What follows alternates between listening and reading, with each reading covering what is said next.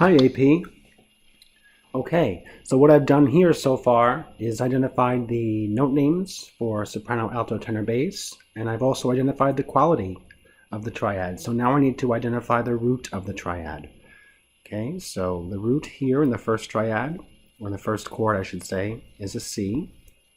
The root here in the second chord voicing happens to be an A. Notice that's not in the bass. That's going to be a triad in inversion. The third one here is a diminished triad. We have B, D, F, and it looks as if it's in inversion, and the B is the root of that triad. The next one is a D, F, A minor triad with an A doubled, and the root would be D, that's in the alto voice. And for the last chord, looks like we have an E, G, B with a G in the bass. The E is the root, so that's an inversion as well. So we're going to continue talking about inversions and all the different qualities associated with them.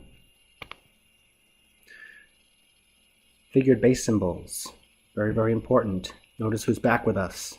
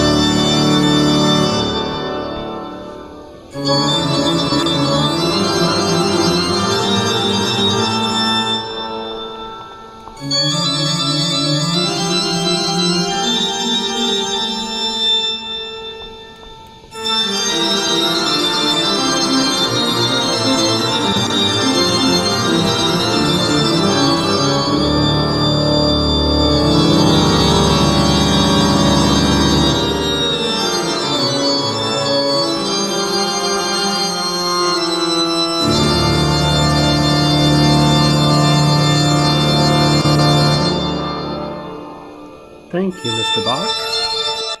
Let's go on. Let's take a look at this. We need to decide if it's inverted or not and what notes are needed.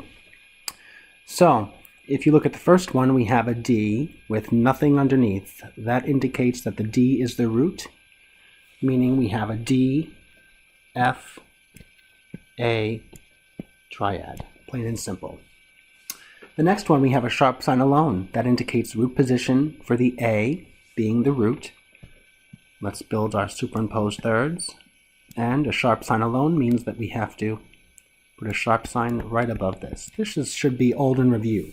Now, when we start seeing 6 and 6/4, that means we're in inversion.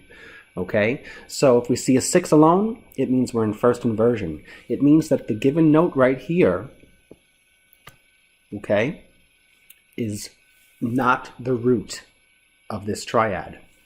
One way of doing this is to figure out, go 6 steps up from the given note. 1, 2, 3, 4, 5, 6. And that is going to be the root of the triad. Only we can't write it down here because the 6 implies that it's inverted. So we figured out the root. What's missing? We have a D, F, so the A is missing. So I'm going to put my A right here. And that's how we make a first inversion triad. If you can visualize this coming down here, this is what the triad would look if it was in 5/3. But since we have a 6 in the figured bass, it's inverted. So this is the third, which is the lowest note. Let's take a look at the next example. We have one note in the bass. We have a figured bass number of a 6. Let's travel 6 notes up from the lowest note, 1, 2, 3, 4, 5, 6, and write it in. We'll call that the root. We can visualize the root coming down here. Here's the root, there's the third. So my completed triad looks like this, and I'll have to erase this now because we are in inversion. And there's my third, and there's my fifth. So that triad is going to be a BDF. That's a diminished triad in first inversion. So I'm going to continue to do a little bit of this, and you can watch how I do it, see if I make any mistakes, and catch me along the way.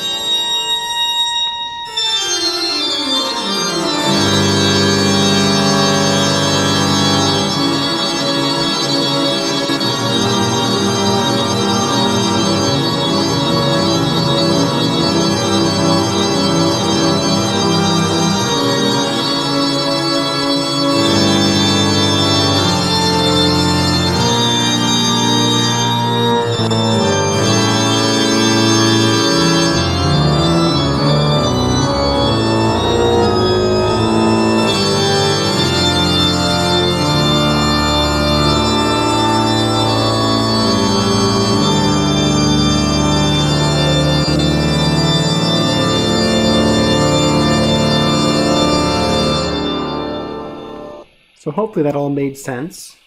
Inversions are a little complicated. Why do we need them? Well, first and foremost, creativity. Secondly, we use inversions to compose longer phrases. We also use inversions to compose more varied progressions. And lastly, we use inversions so that the melodic bass lines can be conjunct rather than disjunct. Remember conjunct moving by intervals of a second versus disjunct, larger intervals? So those are the reasons really why we use inversions. They're very important. So let's compare these triads, these chords. They use the same chord progression, but which one looks smoother? So let's take a look at A first, and what we'll do is look at the bass line, and we'll see the motion here from chord to chord, and how we have leaps, primarily leaps. We can look at example B,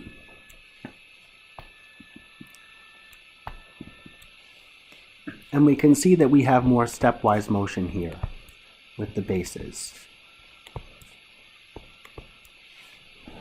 We also, if we go back to A, we don't have any figures underneath I just wrote in the Roman numerals. Okay, but underneath example B, we do have some 6s. What do you suppose that indicates? Well, where the 6s are placed means that those triads are going to be in inversion. Looks like first inversion. So that's why one of the reasons why we use inversions is for smoother, more melodic bass line motion. So that's an example of how that works. So what is the symbol for first inversion triads? Well, that would be a 6-3. We're going to be using just the 6. The only time we want to include the 3 is if we have to alter it in some way, such as that. Or this. Or this. Otherwise, we can just stick to using a 6 alone. And the symbol for second inversion triads, there's no abbreviation. It's going to be 6-4, and that's to differentiate between the first inversion. We can't leave it just as 6, because then we will be confused as to whether or not we're writing for first inversion triads or second inversion triads. Let's continue. So right here, what we need to do is write inversion figures, and it looks as if they want us to use the full Arabic numerals, not the abbreviated. They want 5-3, 6-3, or 6-4, and they also want us to supply the doubled note for each of these chords. So first we can look at the example, and we can plug in our note names if we need to. We can rearrange our notes into 2 superimposed thirds to try to figure out the root third and the fifth, which it looks to be a C, E, G. Notice the E, or the third, is the lowest note. That means that this is a chord in first inversion, with the third in the bass. Let's head on over to this one. We have a C, we've got an F, we have an A and a C. That's an FAC triad. So what's in the bass? The C is in the bass. The C is the fifth of this triad, which means we are in second inversion, so we'll use 6-4. That means that above the bass, some voice part is going to be singing the sixth above this note. 1, 2, 3, 4, 5, 6. In this case, the A. That's where we get the 6 from. And then some other voice part will be singing a fourth above this lowest note, which happens to be the tenor. So that's where our 6-4 comes from. And what's going to go in this blank is going to be the fifth. The fifth is in the bass. Moving on. G, D, G, B. Spell the triad. Looks to be a GBD. That's going to be a 5-3 because the G is the root that's in the bass.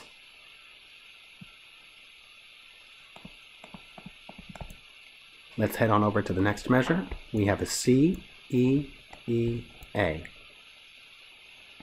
That's an ACE triad.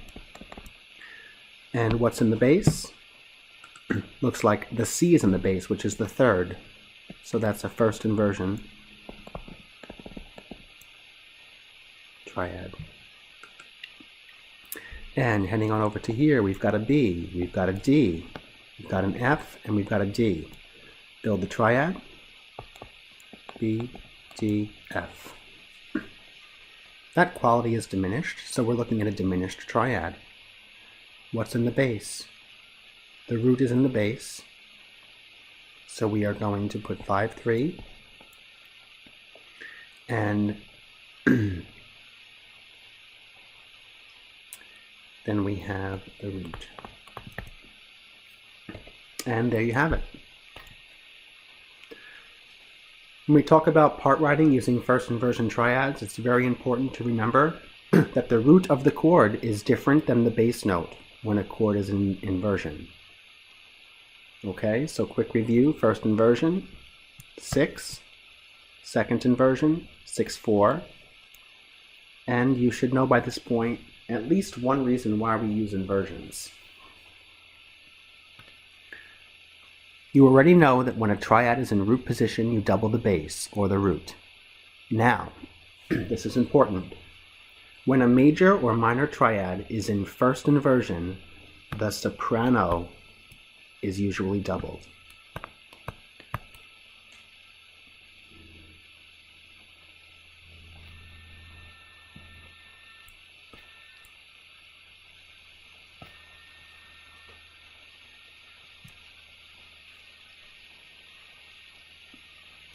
Number 2, diminished triads, such as leading tone triads, for example, 7 diminished. Diminished triads should only exist in first and sometimes second inversion, but never root position. When you have a diminished triad in first inversion, you are going to double the bass, or the third of the chord. So let's take a moment and copy these notes down.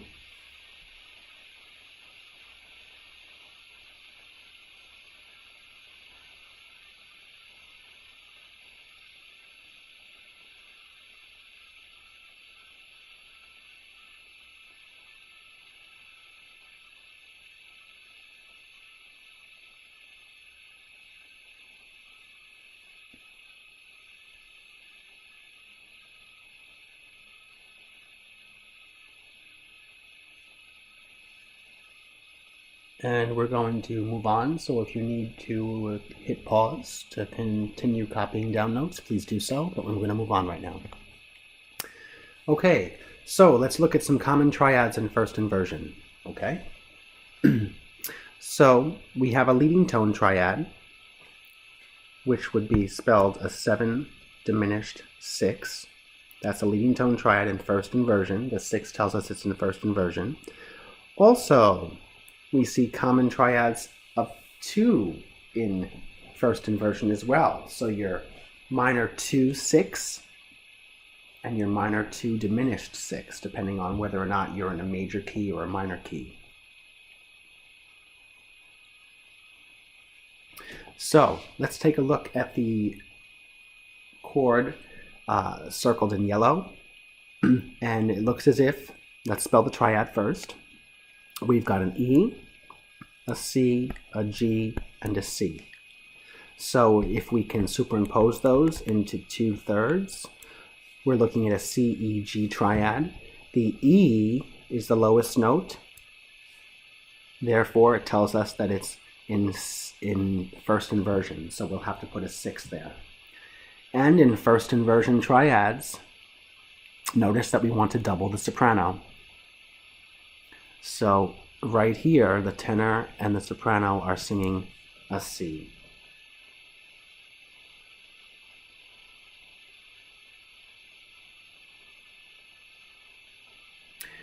Let's take a look at the green circle for a moment, the last chord. Here we have a C, E, G, C. That looks to be a triad in root position. And when that happens, we should double the bass. And the bass is doubled here in the soprano. And then our other voices fill in the 3rd and the 5th. Now, the special rule about diminished triads. Okay, diminished triads. You must double the bass note. So let's talk about the chord in the middle right here. Let's spell the chords first, the chord tones. We have a D, another D, an F, and a B. Rearrange those into 2 superimposed thirds, and you wind up with B, D, F. That's a diminished triad. Minor third to a minor third. And from root to 5th, you're looking at not a P5, but a D5. So we know that it's diminished. Oops, sorry about that. Here we go. So we know that this triad is diminished. Okay, and the rule is that with leading tone triads, we want to double the bass note, which happens to be the 3rd, because remember, leading tone triads are in first inversion. So that's why we have the 3rd doubled here. And that's something we need to memorize. Here, the leading tone triad is used between the first inversion and root position tonic triad. So we have a 1/6 to a 7 diminished 6, and you must include that circle symbol for diminished. Very, very important. Heading back to a major 1 in root position.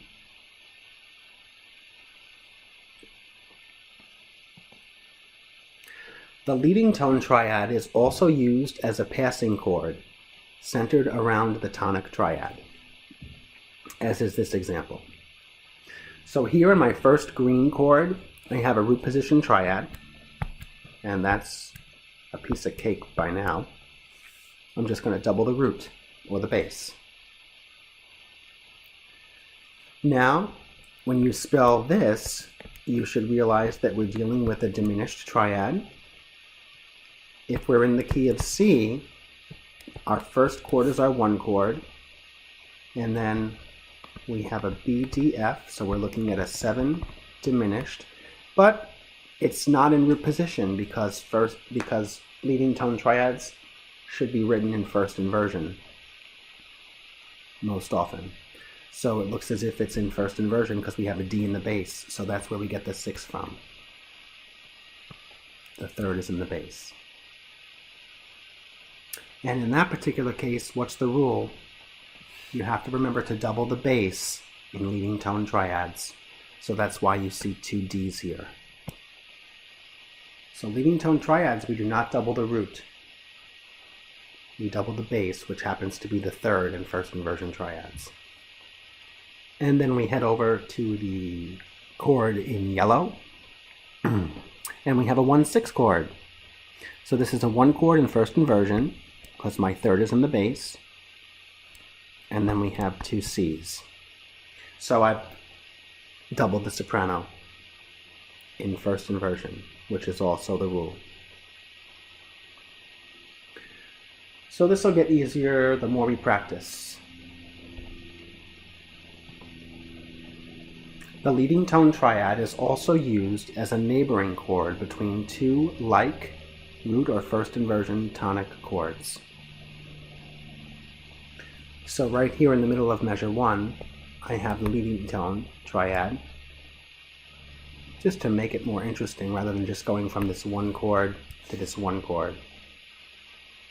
And same thing over here in the second measure, I have a leading tone triad that surrounds 2 1 chords in first inversion. So in this first example, I could identify my chord tones and realize that I have a root position triad. In root position triads, I have to double the root or the bass, as I've done right here. Now identify the chord tones here as D, D, F, B. Realize that we're dealing with a diminished triad.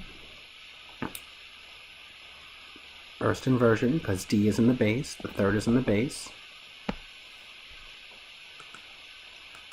That's why I get 7 diminished 6. And notice that the third is doubled by the tenor right here. And the other 2 voices can sing the other pitches. You never want to double a leading tone, and that's why we don't have leading tone triads that are written in first inversion, or in root position rather. And we head back, and that looks just like the first chord. Now moving over to the second measure, we have an E, C, G, C. So I have a first inversion triad. What's the rule for first inversion triads? Double the soprano. So there it is. The soprano and the tenor are both singing the same note, which happens to be the root of this triad. In the middle, I have a 7 diminished 6. I have a D, D, F, B. The D or the third is in the bass. I want to double that, and the tenors do it. Now I head back over to a 1-6 chord. And here I have to make sure that I double the soprano, which I have. If you follow this, then you will not run into part writing mistakes. If you do not follow this, then we could be looking at some forbidden motion, which we want to avoid.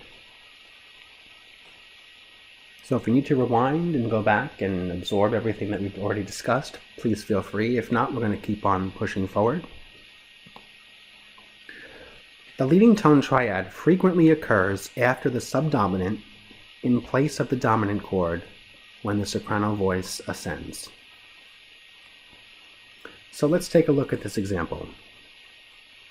Here, I'm starting out with a 4 chord. Well, if I have a 4 chord with no figured bass, that means it's in root position. And if F is my 4th scale degree, I must be reading in the key of C. So I've identified the key because that might help me to get my bearings. So, I have a 4 chord. The next chord I have is a 7 diminished 6.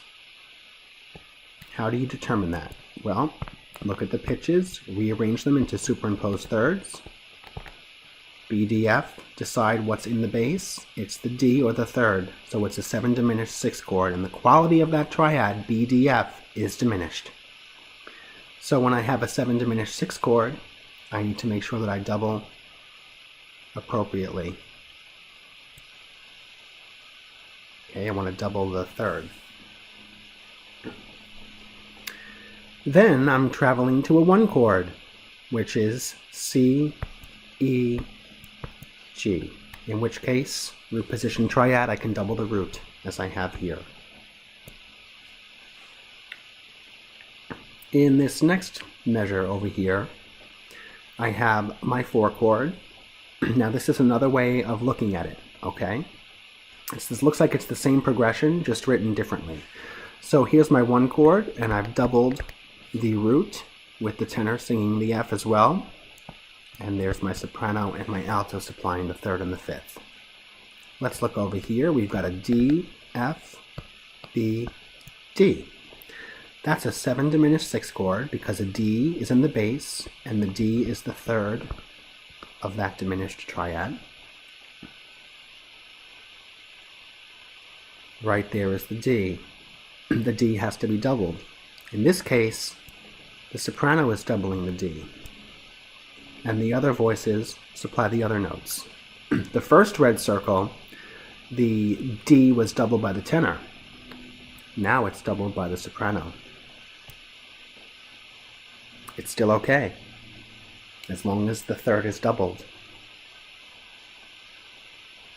And then I go to my 1 chord, which would be C. Ooh, tenors are singing very high there.